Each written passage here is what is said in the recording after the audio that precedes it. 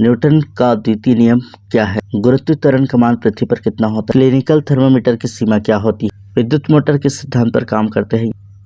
नमस्कार दोस्तों, मैं धनेश्वर निषाद आप सभी का अपने YouTube चैनल में स्वागत करता हूं। दोस्तों, आज की इस वीडियो में हम लोग प्रयोगशाला परिचारक के लिए भौतिक विज्ञान के टॉप 100 MCQ कवर करने वाले हैं, जो कि क्विक रिवीजन के लिए बेस्ट होगा। तो आइए शुरू करते हैं।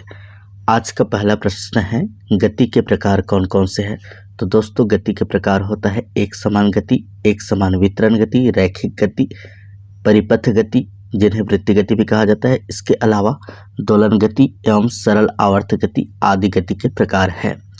त्वरण किसे कहते हैं? तो त्वरण वेग में परिवर्तन की दर या उन्हें वेग में एक सेकंड में होने वाले परिवर्तन को भी कहा जाता है।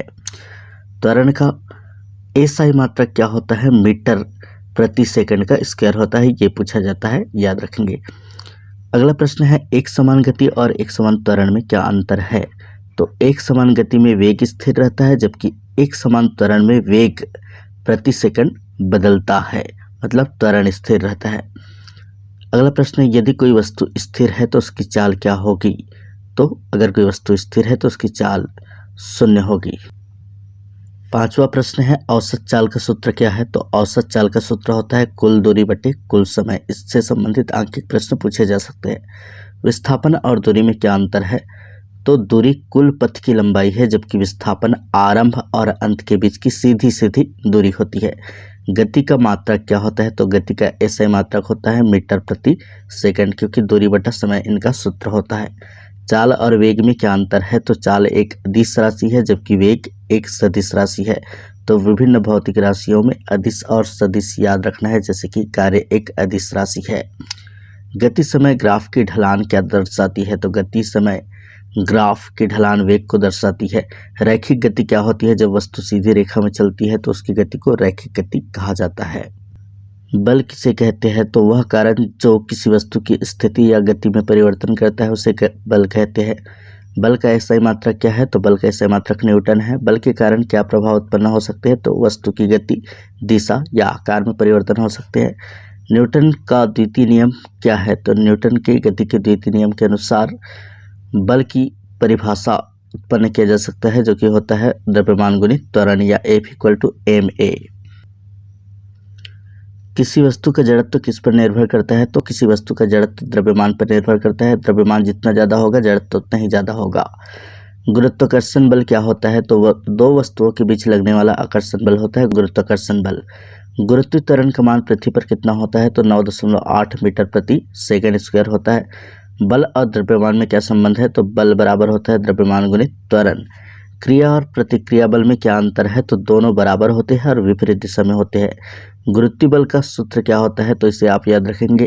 गुरुत्वीय बल या गुरुत्वाकर्षण बल F बराबर होता है G × m1 × m2 बटे r स्क्वायर, जहाँ m1 और m2 जो है दो पिंडों के द्रव्यमान है और r जो है उनके बीच की दूरी है, G जो है गुरुत्वाकर्षण नियतांक है।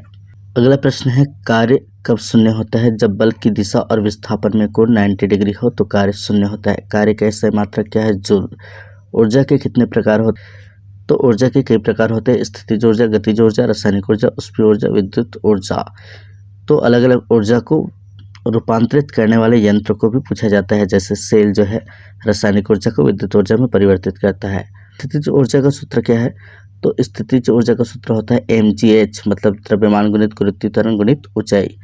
गतिक ऊर्जा किस पर निर्भर करती है? तो गतिक ऊर्जा या गतिज ऊर्जा का सूत्र होता है दोस्तों हाफ एम वी स्क्वायर। तो ये द्रव्यमान और वेग पर निर्भर करती है। विद्युत ऊर्जा का मात्रक क्या है? तो विद्युत ऊर्जा का मात्रक होता है किलोवाट घंटा, जिसे यूनिट भी कहा जाता है। 1 किलोवाट घंटा बराबर कितने जूल होते हैं? तो 1 किलोवाट घंटा बराबर 3.6 × 10⁻6 जूल होता है। ऊर्जा संरक्षण का नियम क्या कहता है? ऊर्जा संरक्षण का नियम कहता है कि ऊर्जा नष्ट नहीं होती, केवल एक रूप से दूसरे रूप में बदलती है। पावर या शक्ति का मात्रक क्या है? तो पावर का मात्रक वाट है।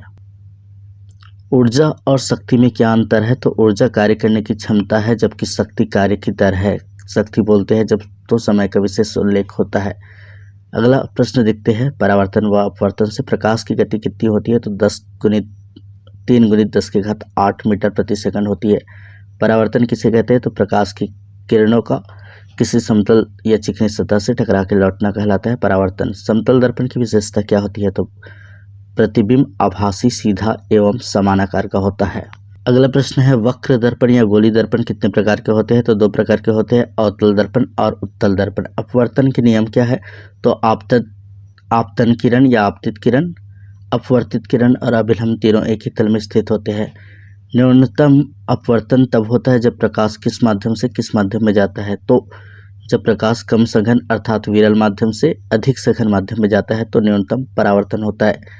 दृश्य पथ में परिवर्तन को क्या कहते हैं? तो दृश्य पथ में परिवर्तन को अपवर्तन कहा जाता है। प्रकाश वर्ष किसे कहते हैं? तो 1 वर्ष में प्रकाश द्वारा तय की गई दूरी प्रकाश वर्ष कहलाती है। कोण आपतन और कोण परावर्तन में क्या संबंध है? तो दोनों बराबर होते हैं, आपतन कोण और परावर्तन कोण।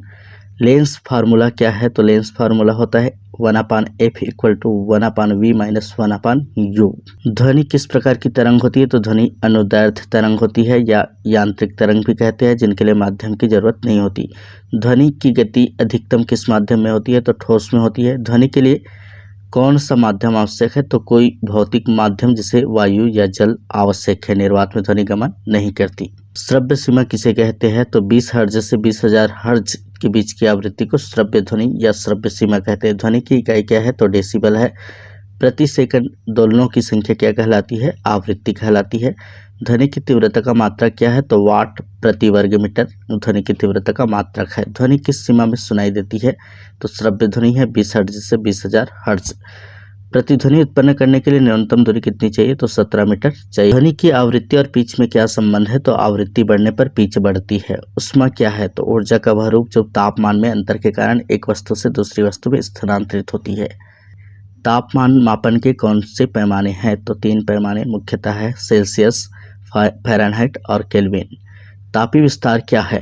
ताप बढ़ने पर पदार्थ का फैलना तापीय विस्तार कहलाता है। ऊष्मा संचरण के 3 तरीके क्या है? तो चालन, संवहन और विकिरण। ठोस में चालन द्वारा, द्रव और गैस में संवहन द्वारा और विकिरण जो है निर्वात में होता है। तापीय चालकता किसे कहते हैं? तो किसी पदार्थ की ऊष्मा संचरण की क्षमता को तापीय चालकता कहते हैं। गुप्त ऊष्मा क्या होती है? वह ऊष्मा जो बिना तापमान बदले अवस्था परिवर्तन में प्रयोग होती है, वो गुप्त ऊष्मा होती है। ऊष्मा का मात्रक क्या है? तो ऊष्मा का मात्रक जूल होता है। जल का विशिष्ट ऊष्मा कितना होता है? तो 4.18 जूल प्रति ग्राम प्रति डिग्री सेल्सियस होता है। क्लिनिकल थर्मामीटर की सीमा क्या होती है? तो क्लिनिकल थर्मामीटर की सीमा होती है 35 डिग्री सेल्सियस से 42 डिग्री सेल्सियस। ऊष्मा और तापमान में क्या अंतर है? ऊष्मा ऊर्जा का रूप है जबकि तापमान उसकी माप है। विद्युत धारा किसे कहते हैं? तो आवेश के प्रवाह को विद्युत धारा कहते हैं। विद्युत धारा का सही मात्रक क्या है? तो एम्पियर होता है। ओम का नियम क्या है? तो ओम का नियम के अनुसार होता है V = IR, मतलब विभवांतर बराबर होता है धारा गुणित प्रतिरोध। विभवांतर किसे कहते हैं? तो 2 बिंदुओं के बीच विद्युत क्षमता का अंतर विभवांतर कहलाता है। प्रतिरोध किस पर निर्भर करता है? तो प्रतिरोध चालक की लंबाई, क्षेत्रफल, प्रकृति और तापमान पर निर्भर करता है। वोल्टमीटर किसे मापता है? विभवांतर को। धारिता किसे कहते हैं? किसी संधारित्र द्वारा आवेश संग्रह की क्षमता धारिता कहलाती है। विद्युत परिपथ में फ्यूज का कार्य क्या होता है? अधिक धारा बहने पर सर्किट को तोड़ देना, ये फ्यूज का कार्य होता है। फ्यूज के बारे में एक न एक प्रश्न जरूर पूछे जाते हैं। विद्युत धारा उत्पन्न करने का स्रोत क्या है? तो सेल या बैटरी। 1 यूनिट विद्युत ऊर्जा कितने जूल होती है? तो 1 यूनिट या 1 किलोवाट घंटा विद्युत ऊर्जा 3.6 × 10⁶ जूल के बराबर होती है। विद्युत धारा से चुंबकीय क्षेत्र कैसे उत्पन्न होता है? तो जब विद्युत धारा प्रवाहित होती है तो उसके चारों ओर चुंबकीय क्षेत्र बनता है। दक्षिण और उत्तर ध्रुव में क्या अंतर है? तो ये थोड़ा सा गलत दिया है, आपको याद रखना है। समान ध्रुवों में आकर्षण होता है और असमान ध्रुवों में विकर्षण होता है। ओस्टेट प्रयोग से क्या सिद्ध होता है? विद्युत धारा से चुंबकीय क्षेत्र उत्पन्न होना, ये ओस्टेट के प्रयोग से सिद्ध होता है। चुंबकीय क्षेत्र रेखाएं क्या होती है? चुंबकीय क्षेत्र की दिशा और तीव्रता को दर्शाने वाला। सोलेनाइड क्या है? तो सोलेनाइड तार की कुंडली नुमा लपेट को सोलेनाइड कहते हैं। विद्युत मोटर किस सिद्धांत पर काम करते हैं? ये पूछा जाता है। विद्युत धारा से चुंबकीय बल उत्पन्न होने के सिद्धांत पर काम करता है विद्युत मोटर। विद्युत जनित्र किस पर काम करता है? चुंबकीय प्रेरण पर काम करता है। विद्युत चुंबक किसे कहते हैं? तो धारा प्रवाहित तार जिससे चुंबकीय गुण उत्पन्न होते हैं उन्हें विद्युत चुंबक कहा जाता है। चुंबकीय क्षेत्र की दिशा किस नियम से ज्ञात की जाती है? तो दाएं हाथ के नियम से ज्ञात की जाती है। रिले क्या होता है? विद्युत स्विच जो विद्युत चुंबक से नियंत्रित होता है उसे रिले कहा जाता है। ऊर्जा के अक्षय स्रोत अर्थात नवीनीकरणीय स्रोत क्या है? तो सौर ऊर्जा, जल, पवन और जैव गैस। सौर ऊर्जा कैसे प्राप्त होती है? तो सौर पैनलों के द्वारा। पवन ऊर्जा का उपयोग कहाँ होता है? तो पवन टरबाइनों में विद्युत उत्पादन हेतु। जैव गैस किससे प्राप्त होती है? तो गोबर, वनस्पति और अवशिष्ट पदार्थों से। भूतापीय ऊर्जा किससे प्राप्त होती है? तो पृथ्वी के अंदरूनी भाग की गर्मी से। कुकर का कार्य सिद्धांत क्या है? तो विकिरण द्वारा उष्मा संचरण। ऊर्जा के स्रोतों में कौन प्रदूषण नहीं फैलाता? तो सौर ऊर्जा, पवन ऊर्जा और जल ऊर्जा। विद्युत उत्पादन के लिए कौन से पारंपरिक स्रोत है? तो कोयला, पेट्रोलियम, परमाणु ईंधन। पेट्रोलियम एक किस प्रकार का ईंधन है? तो जीवाश्म ईंधन, जिन्हें बनने में लाखों वर्ष लग जाते हैं।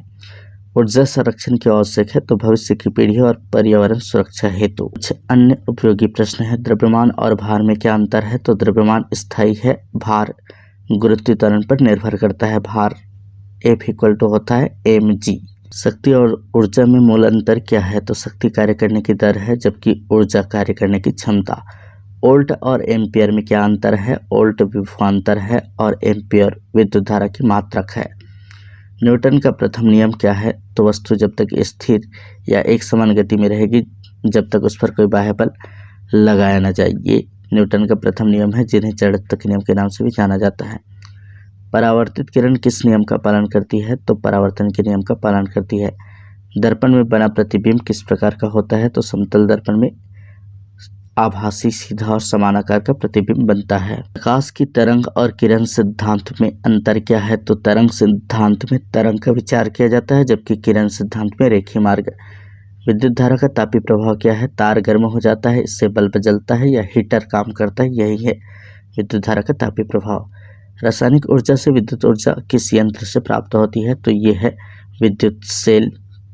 ध्वनि की गूंज और प्रतिध्वनि में क्या अंतर होता है? तो गूंज में मूल ध्वनि के समाप्त होने के बाद दूसरी ध्वनि आती है, प्रतिध्वनि जल्दी मिलती है। तो ये अंतर है गूंज और प्रतिध्वनि में।